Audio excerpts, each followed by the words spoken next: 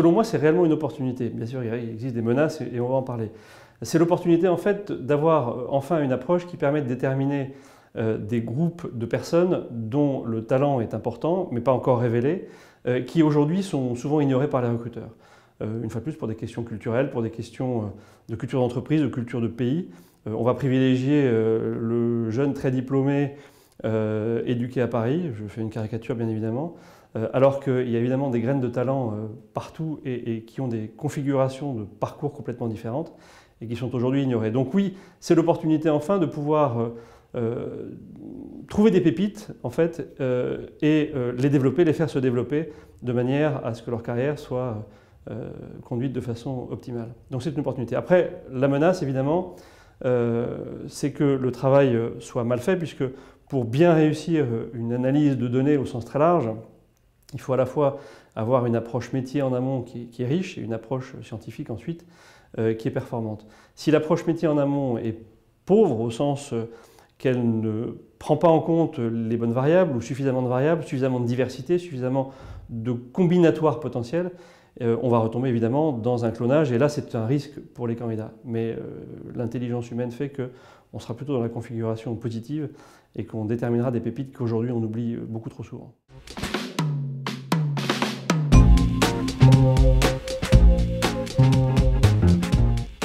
Alors évidemment, ce n'est pas à eux de l'intégrer au sens où ce n'est pas eux qui sont à la fabrication des outils. En revanche, c'est eux qui vont nourrir ces outils d'information. Donc finalement, l'intégrer, c'est proposer de façon publique, à travers tous les outils aujourd'hui qui existent pour se présenter professionnellement, proposer une masse d'informations suffisante, plus exhaustive peut-être que ce qui a été fait autrefois, puisque la machine va être plus interventionniste, plus en amont.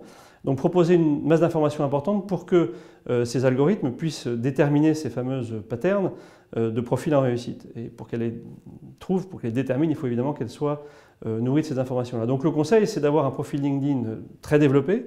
On ne doit plus avoir forcément peur d'avoir un CV entre guillemets trop long, d'être évidemment présent le plus possible sur des vidéos, sur des supports médias entre guillemets qui expliquent ce que les candidats font, de manière à pouvoir être le plus exhaustif possible, mais en étant extrêmement vigilant sur le fait, sur le choix en fait des informations fournies, ces choix devant être drivés, doivent être conduits par le fait qu'ils contiennent des informations qui sont effectivement prédictives de la réussite.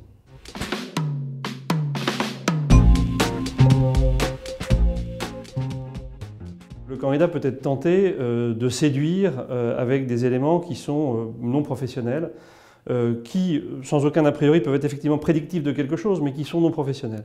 Et donc il faut qu'il ait une capacité personnelle à bien séparer ce qu'il veut vendre d'un point de vue professionnel de ce qu'il serait tenté de vendre pour séduire un recruteur sur des critères qui ne sont pas professionnels ou qui ne sont pas prédictifs d'une réussite. Donc le conseil que je lui donnerais, c'est d'avoir une séparation assez forte entre sa communication professionnelle et sa communication personnelle.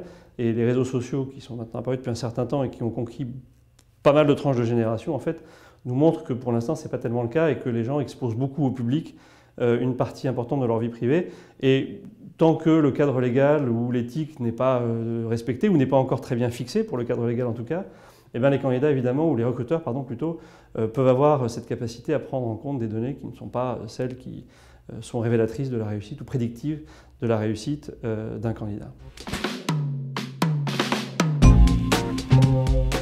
Soyez anonyme et caché sur ce qui concerne votre vie privée, segmentez bien les deux, ne présentez au public que ce qui est important, prédictif de votre réussite.